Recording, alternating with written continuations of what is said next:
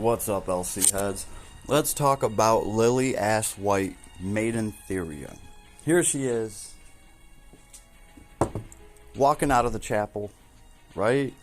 There's doves flying, little feathers. She's getting married.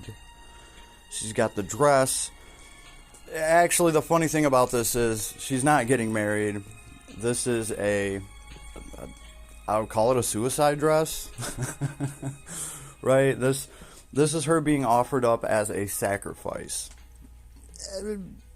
Right? A sacrifice / she looks like she's in a wedding dress.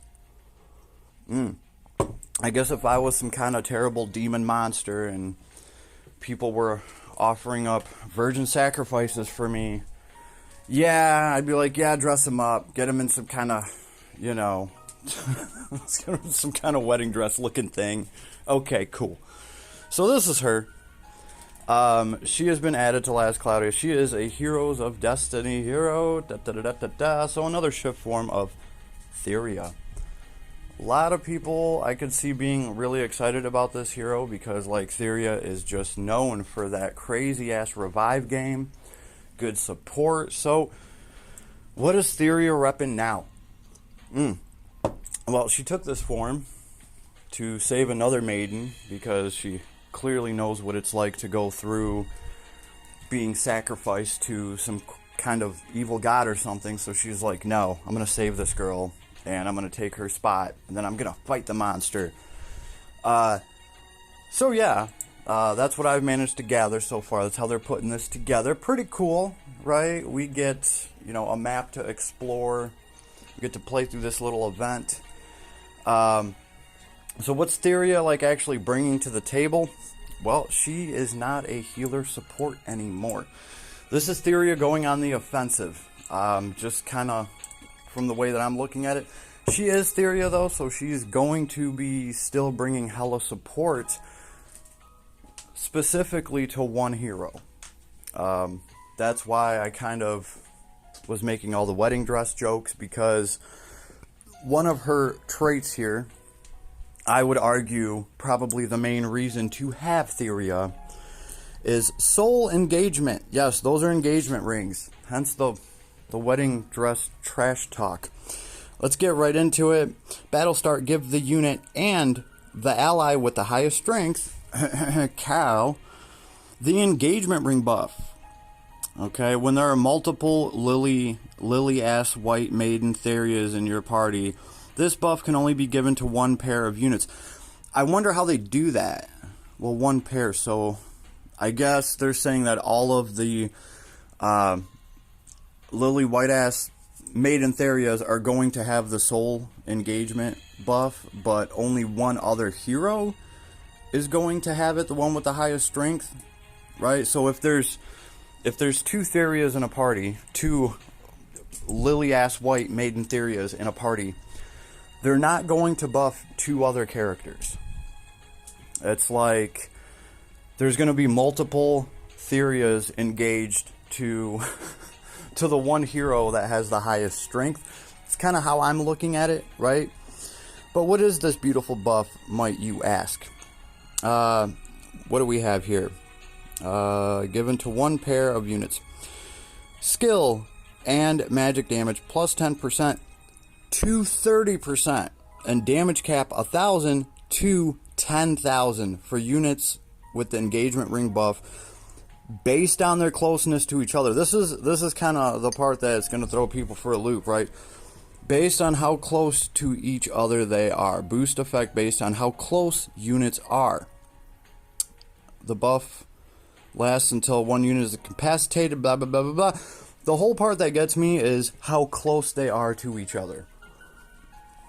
Gotcha. So, Kyle would get the 30% to his skill and magic damage, and he would get the 10,000 to his damage cap.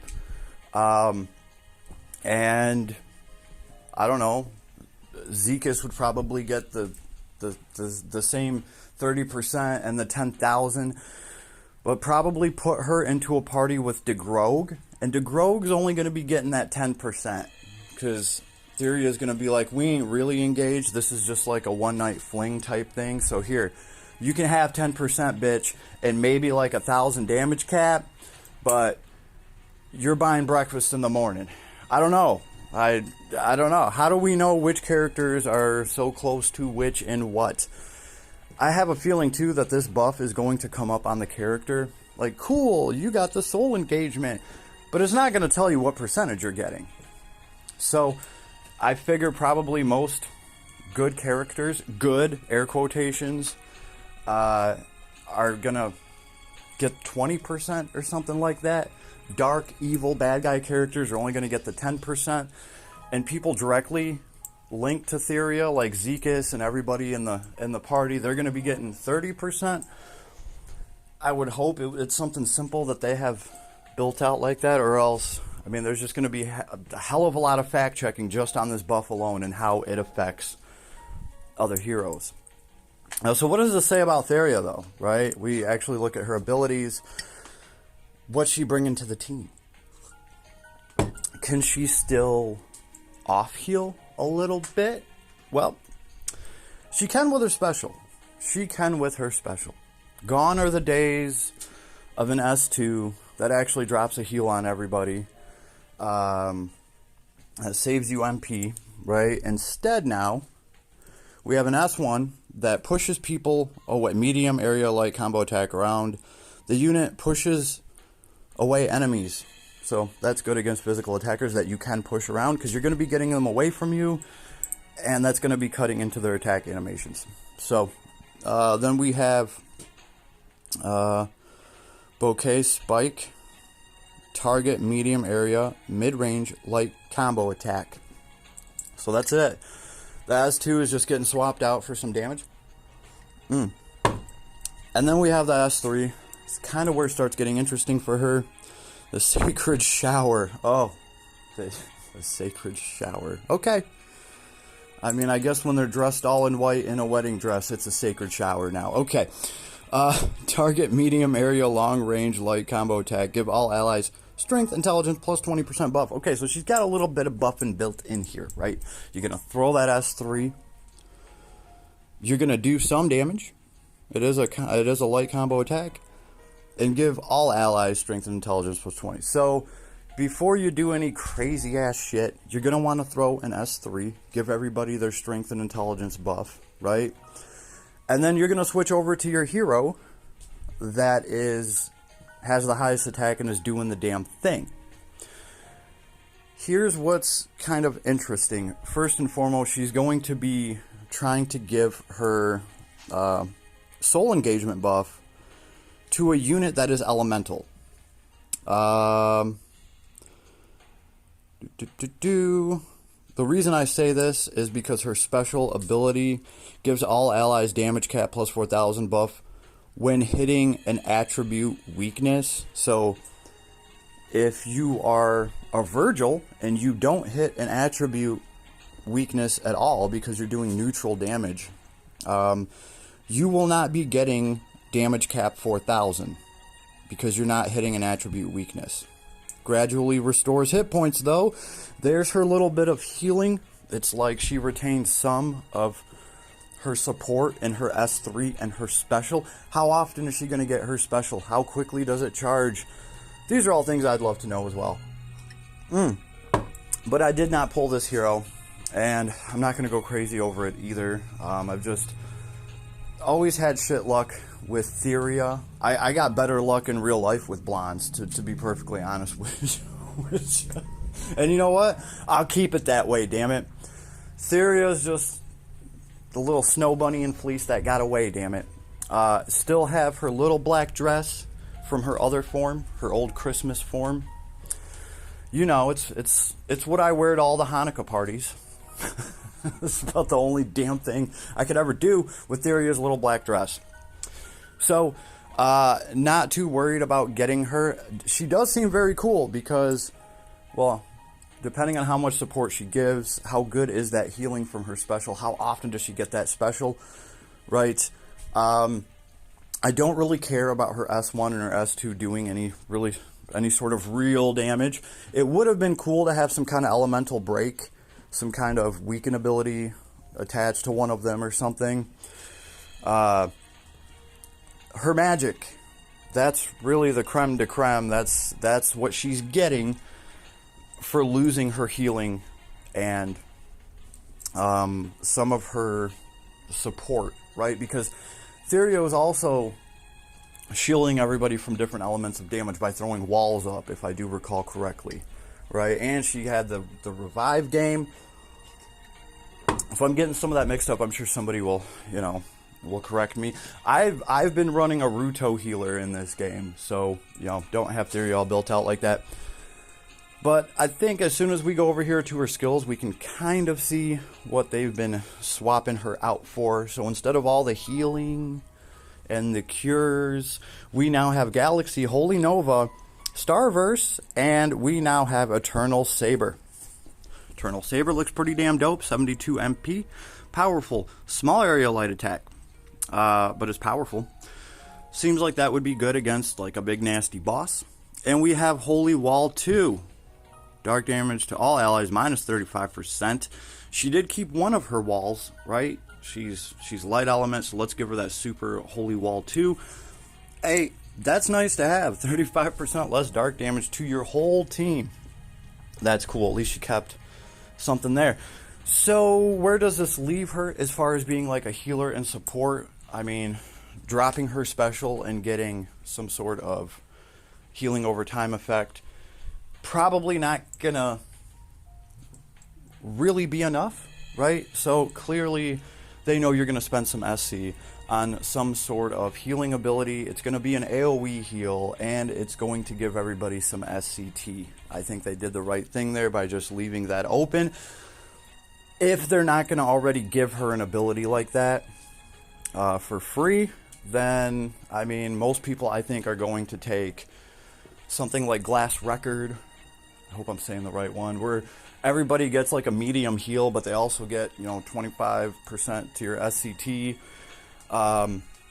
Yeah, I think that's pretty much what you're going to do with this girl to have her be a healer. You're going to put one heal in here, maybe a God heal, right? Maybe you just want her rocking God heal. It's interesting that she doesn't at least have God heal in her kit, but hey, we have Eternal Saber, and she's going to be doing a hell of a lot of holy damage.